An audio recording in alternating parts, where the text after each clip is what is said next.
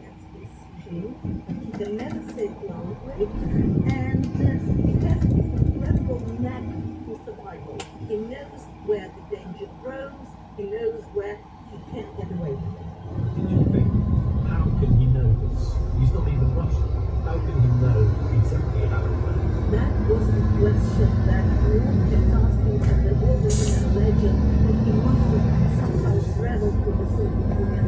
Well, how else could he have known how this was like? In terms of smells and in terms of the absence of this or that necessary item, or shoelaces or razor blades, this was the most wonder. But he had heard a lot from people who had experience with the worst of how it had been, prisons and gloves, but also he had read a lot. And you asked more people who actually read it to someone else. It's incredibly popular. Do you get the idea that people in power were making it too? What they need is Well, yes, there it is. But let one person realize that they had their own visions, specifically for their members.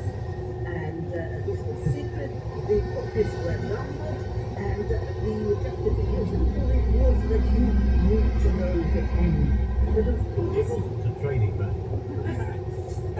no, but what is funny is that they were supposed to give this back, but some people did, and it's known that Gorbachev actually kept the whole library of books he had been given in this way of distribution of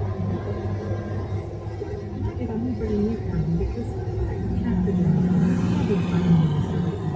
So Kafka was mentioned quite early on in the Soviet Union in 1922, so while he was still alive, he's mentioned once in a literary magazine, but interestingly he's described as a playwright, which of course is not quite right, so it's a case of Chinese whispers.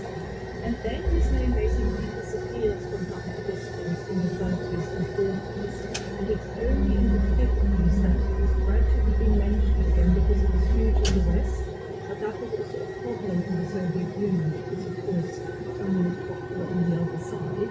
So whenever his name was mentioned, he was always labeled a decadent and unreliable.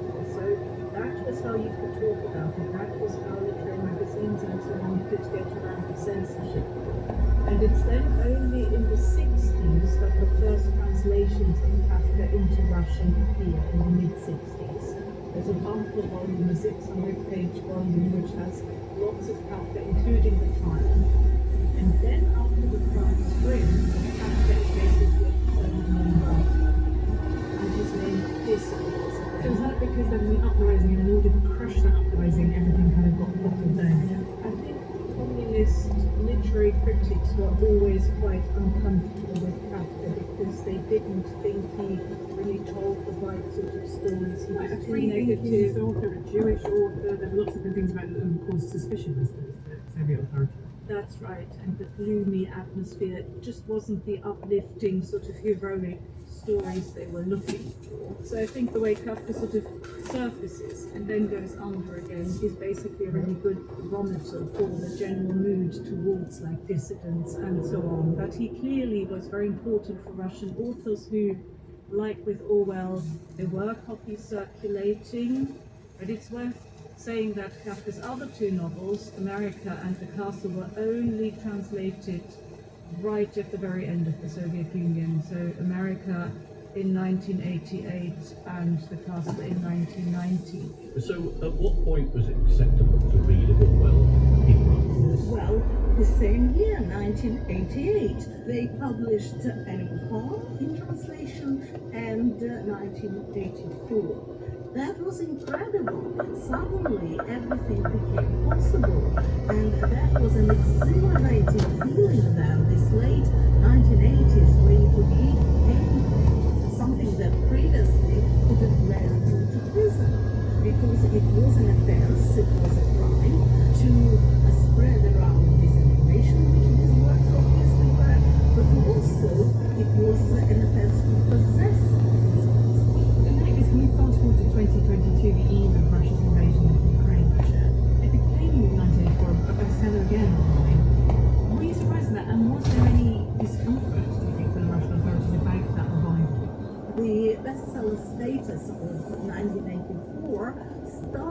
started in 2015 after the occupation of Crimea. Yeah, we always forget that early Russian invasion. So I'm glad we've got a proper correspondent. But that is proper doublethink, isn't it? Because that was to Putin a reclamation of Greater Russia. It wasn't an invasion. I mean, he had his own branding in the same way he now has this doublethink branding of a special operation in Ukraine. Absolutely. There are all sorts of euphemisms, starting with the word war, which is called special military operation today, and then it has been going on for 2.5 years. But the point is that it's not just not encouraged the usage of war. It is persecuted. How can I hear from you on that? Because I think it's also fascinating that Kafka has had a revival in the last couple of years in Russia too. Yeah, absolutely. So last year in 2023, there was a trial against Oleg Orlov, the chair of the Human Rights Group Memorial, who were awarded the Nobel Peace Prize in 2022. And he was charged with discrediting the Russian army. And during his trial, he sat there reading Kafka's trial rather than paying attention to Kafka's Trial calls follows the story of a man who A was arrested and put on trial for unknown crime. And this year, after the army is there, someone raised the topic of trial on trial.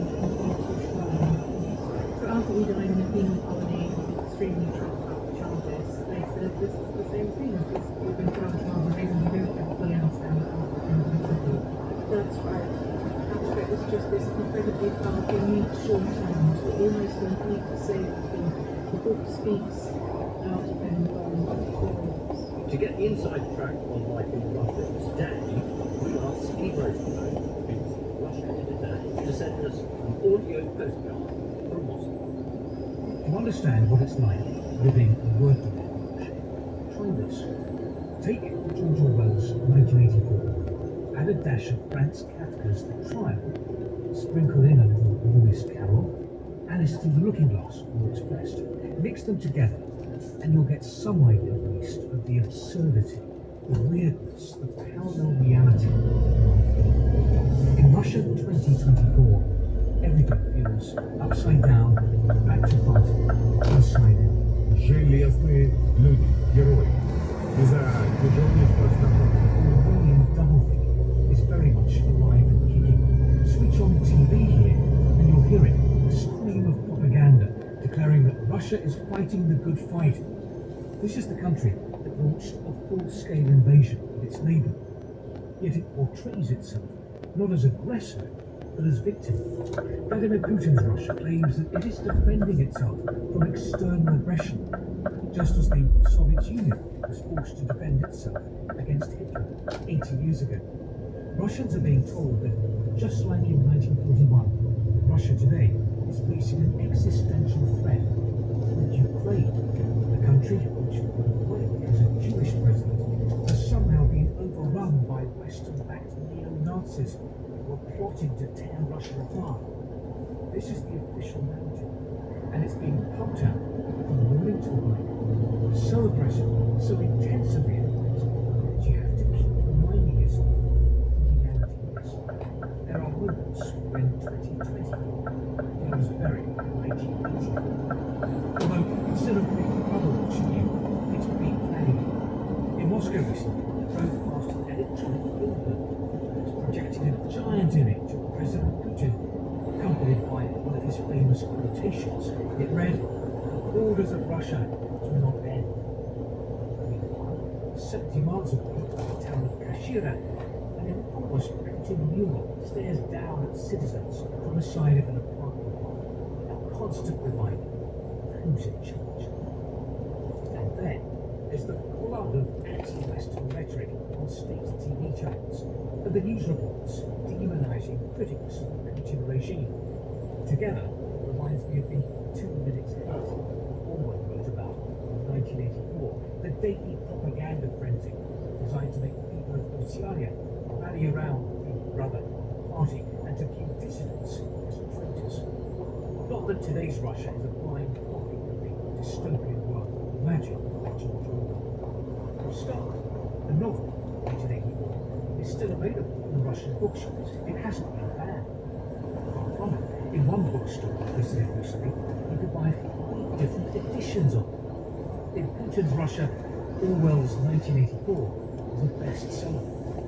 And as I mentioned earlier, Russia today isn't only Orwellian. There's something Kafkaesque about it too. И произвол, который маскируется под формальным соблюдением. A few months ago, I attended the trial of veteran human rights campaigner Oleg Orlov. He was being punished for his public criticism of Russia's war in Ukraine. Mr. Orlov denounced the case against him as politically motivated and refused to take an active part in proceedings. Instead, he sat in the courtroom reading a novel, not Orwell's 1984, but Kafka's The Trial. The activist later explained that he could identify the story's main character who had been abruptly arrested without cause. The absurdity, the arbitrariness of Kafka's world were on display in modern Russia. Mr. Orlov was charged with, I quote, discrediting the use of the Russian army for the purposes of defending the interests of Russia and its citizens and maintaining international peace and stability. The 70-year-old human rights campaigner was later convicted and sentenced to 2.5 years in prison. Steve Rosenberg, BBC Russian editor, painting a picture of everyday life in Russia. Masha, you kept snorting with laughter there. It suggests a fairly black humour on your part. But did you find 1984 funny? Did Russians think it was funny? Oh, they did not obviously think the ending of it funny, Yeah. because the ending is the complete failure of a protest, an individual protest, and it proves that they can get inside you, they can manipulate your mind. But there were some funny accents because I think people is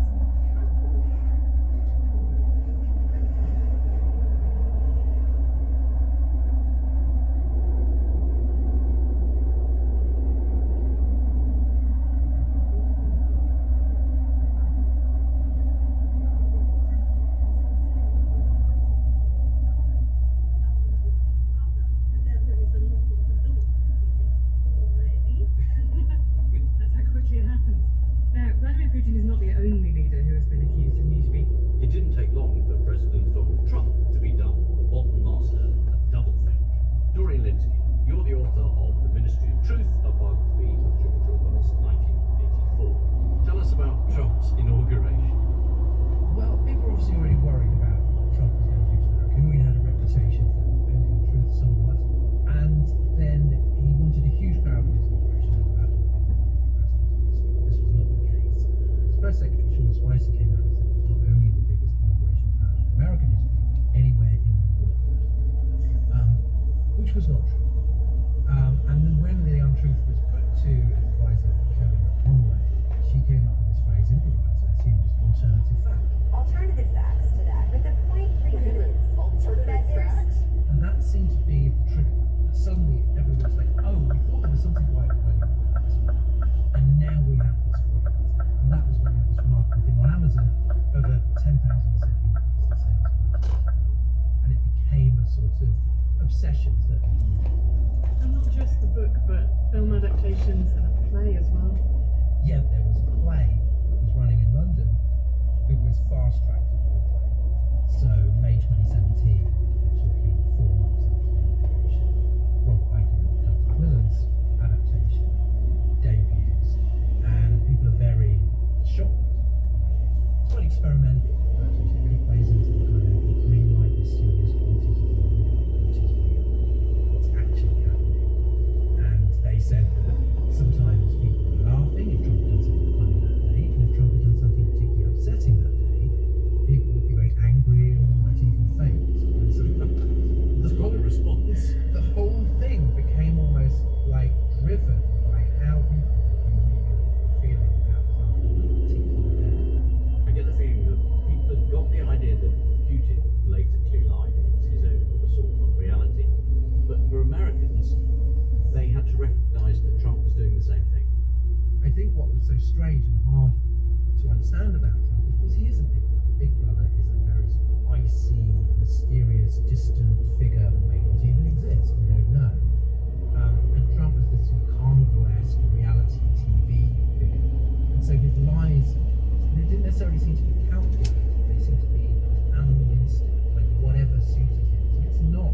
at all, obviously, like Oceania or Airstrip. It was a version of that that felt very modern, very close to time. Ian, I really want to ask you something about this from a sort of satirist point of view, which is, we're used to thinking of them, doublespeak as being very sinister, but both in the case of Putin and also Trump, it comes with a kind of smirk, kind of, I'm lying to you, you know I'm lying to you, and I find it quite funny, rather than straightforward intimidation that you maybe see in Orwell.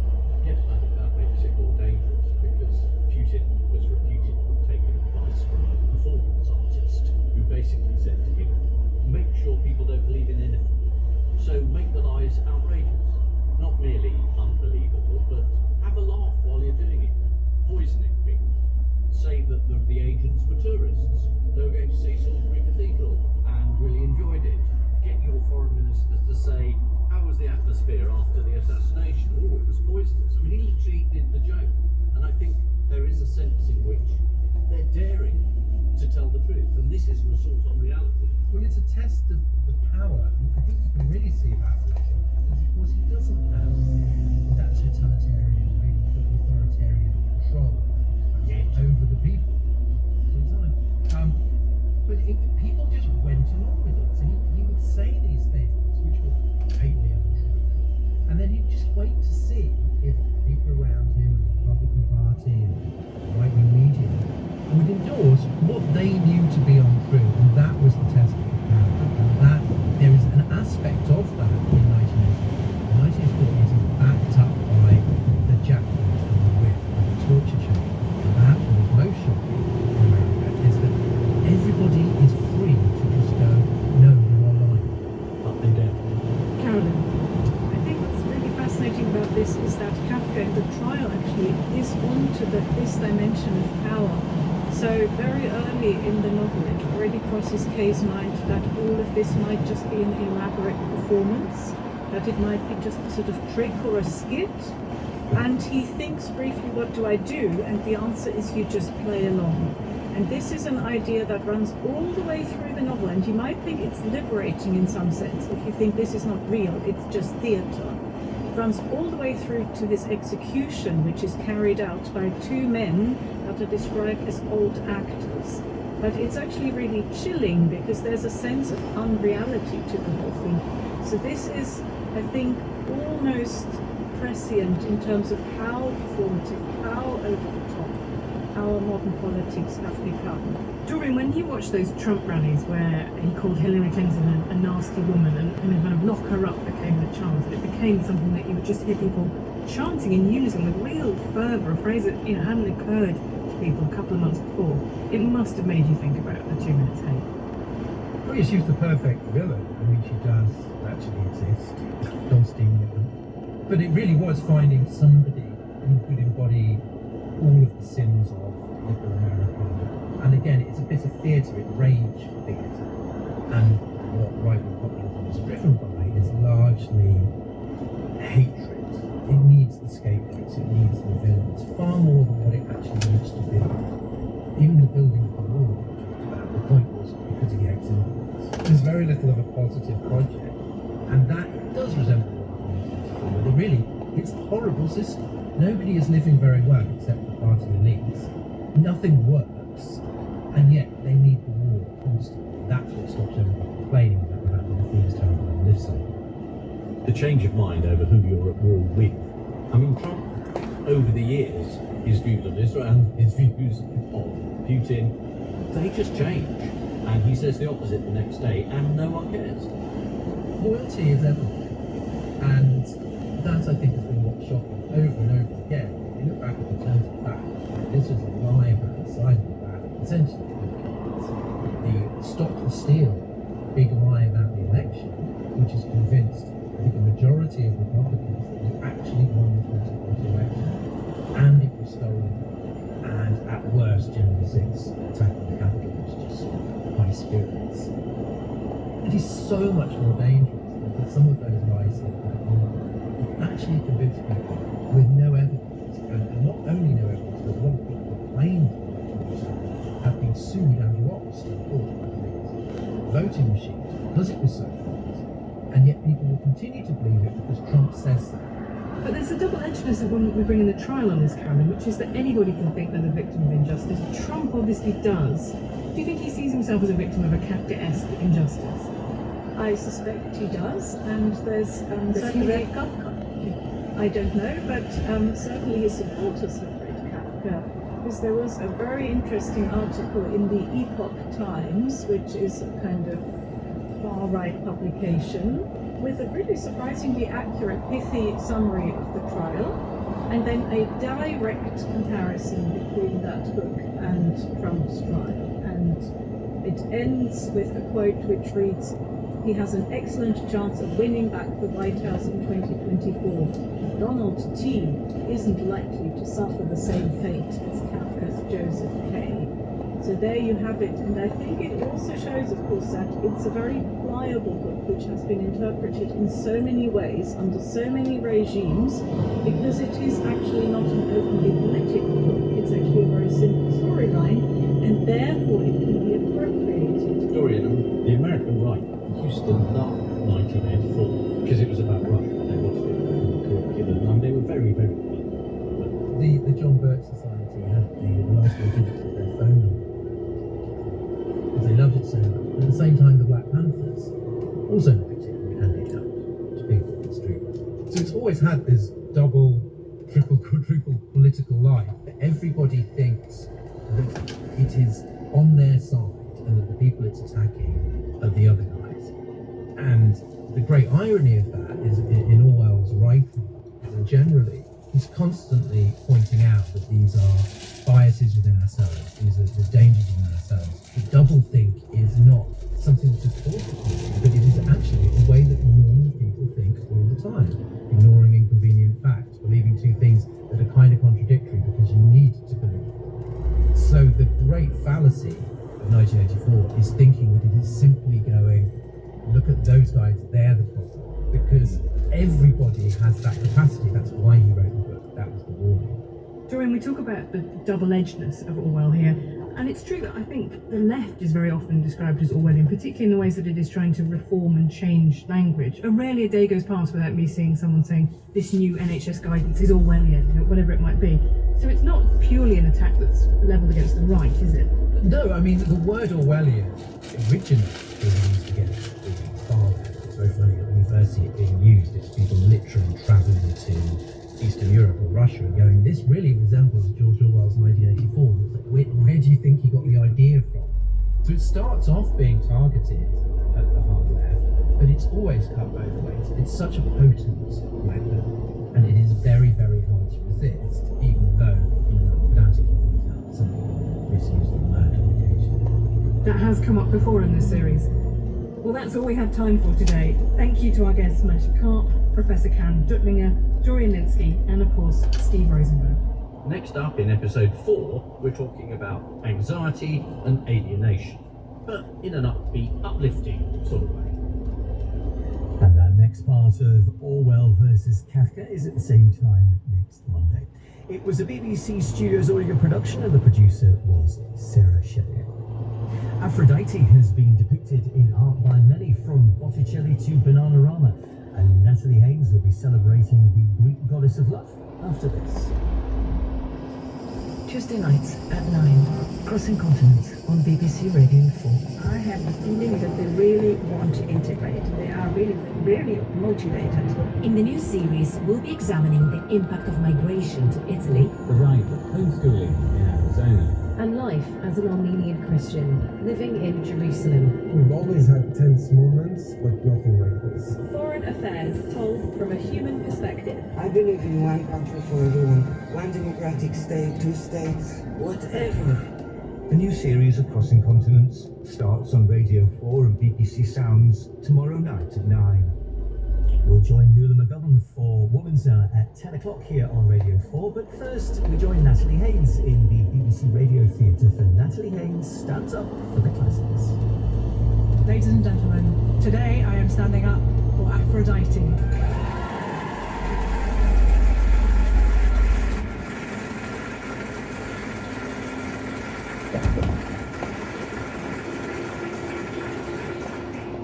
Aphrodite is, of course, the goddess of love, of sex, of desire, and of beauty. I think it says a lot about a person, what they think of when they hear her name, either the Greek version of her name, Aphrodite, or the Roman version, Venus. I think for a lot of us, it's probably the Botticelli Birth of Venus. It's like 3 meters across, it's 2 meters high. It's such an iconic image of this beautiful newborn goddess appearing from a shell, and Zephyr trying to blow her hair away from her body so he can see more of her naked.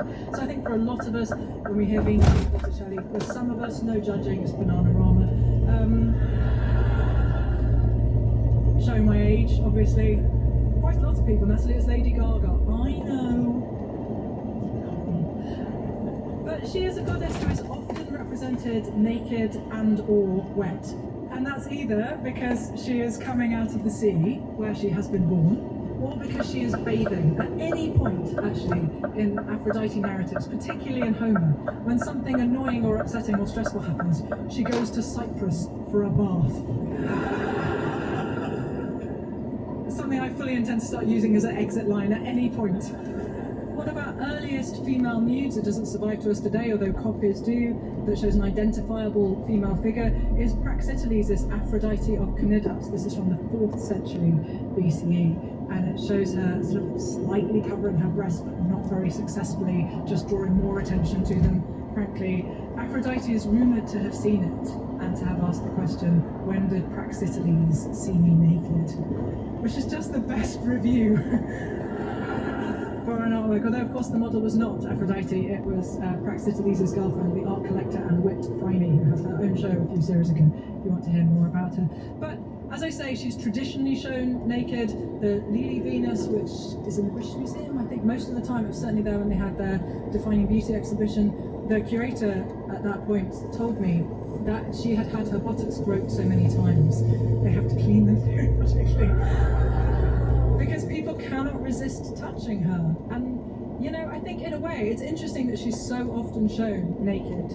Because, I mean, it's been sort of 2.5 millennia now of male artists who obviously just really worry that women might overheat. And so really kindly and thoughtfully, they've tried to inspire us not to do that by spending more time naked. Thank you, male artists. I really appreciate your care. Hesiod tells us that Aphrodite is born from the sea, in fact technically Aphrogenea, born from the foam. And this is the foam that forms around, I mean, it's going to be an interesting test of Radio 4 to see if this goes out or not, to be honest with you. This is the foam that forms around the castrated genitalia of the god Ouranos when they are tossed into the thrown into the sea.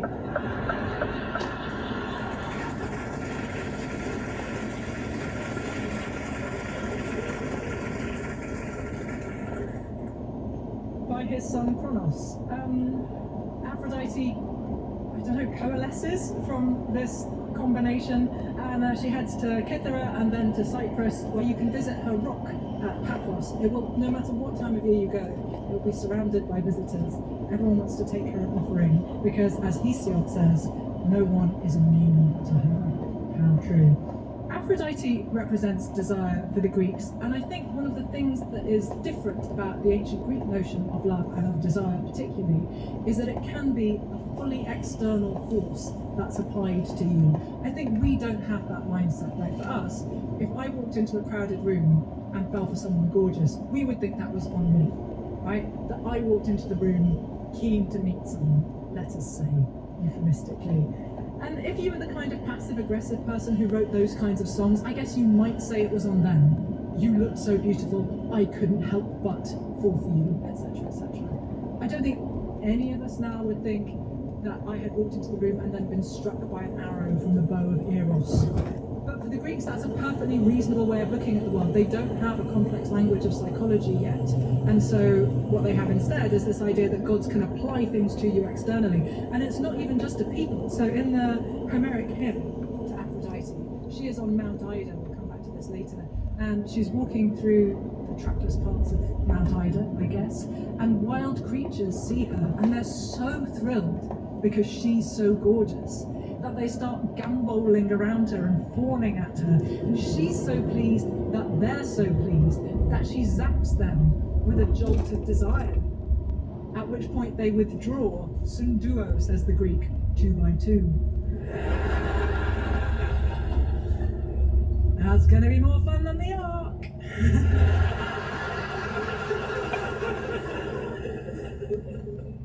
But you can see her do the exact same thing, or at least offer to do the exact same thing, in a Sappho poem to Aphrodite. And this is just a glorious piece of poetry. Sappho prays to the goddess Aphrodite, and Aphrodite immediately heeds her, because Sappho offers a very high quality prayer. Quite frankly, there's none of this, oh please help me goddess nonsense that you or I might come out with. No, perfect poetry. So obviously she gets a very quick response. It's like having a secret button, isn't it, to dial HMRC that we found out that MPs had got. It's like, oh, you've got the secret line. Ooh, so it doesn't matter if no one else can get through for 9 months of the year. And so Sappho prays to Aphrodite, and Aphrodite immediately listens, and she immediately comes to help, literally comes to help. She gets into her chariot in order to come and help Sappho out face to face. And her chariot, in Sappho's version of her, is pulled by sparrows. Now, I have given this almost too much thought. But here's the thing, I think there's a maximum number of birds when they go from being adorable to horrifying. So I would say between 1 and 8 sparrows, enchanting like a Disney princess. Upwards of 10, terrifying to be Hedron in the birds. And then I thought, well, the thing is that Aphrodite is a goddess, so she's bigger than mortal size, and there's the weight of the chariot. You're going to need a lot of sparrows. So that's an unacceptable number. So then I thought, what if they're unusually big sparrows? But then we hit another problem, and it's this. Some animals are only adorable when they're the right size. And to give you an example, last year I took my niece to London Zoo. While we were there, we went to the penguin enclosure, because we're not fools. And on the wall of the penguin enclosure, they have got a height chart for penguins. Which is great, because kids love a height chart, right? They love being measured, they love knowing how tall they are, they love being taller than they were before, right? And now what they can find out is how tall they are relative to different types of penguin. What a great idea. So the smallest penguin, I think full stop, but certainly the smallest one on the chart, the fairy penguin, tiny. All kids are bigger than the fairy penguin, right? And then, there might be another penguin in between, but I honestly don't remember. Then, they've got the rockhopper penguin. They've got those at the zoo. All kids bigger than the rockhopper penguin. And then, they have the penguin. This is not my specialist area, I'm sorry. And then the penguin, and then the largest penguin is the emperor penguin, and that can be up to 1.2 meters tall. That's pretty big, isn't it? Pretty big for a penguin, unless you're an adult. Because if you're an adult and you look up, they've put on a mark for the now extinct mega penguin.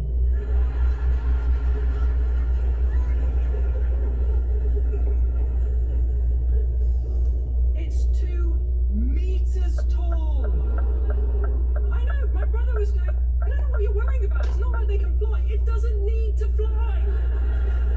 It can bend down and peck out my eyes. It's like you've got glasses on. This is why.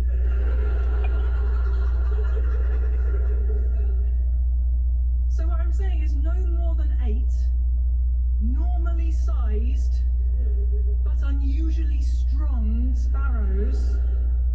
Although actually, if you qualify the word in Greek, you get other types of bird. So, for example, a Struthos katoikos, I think, or katoikos, is like a house sparrow, is a chicken, because that's, you know, birds near houses, right? And if you change the size in Greek, you change the type of bird. So, high struthai megalai, like really giant sparrows, are ostriches. And I thought, oh, that's all fine. It could be ostriches pulling the chariot. Ostriches can't fly. How does that help? I've just exchanged one problem for another. It's been a very difficult time for me trying to work my way through the actual ornithology of the Sappho poem. So, a non-specific number of birds of uncertain size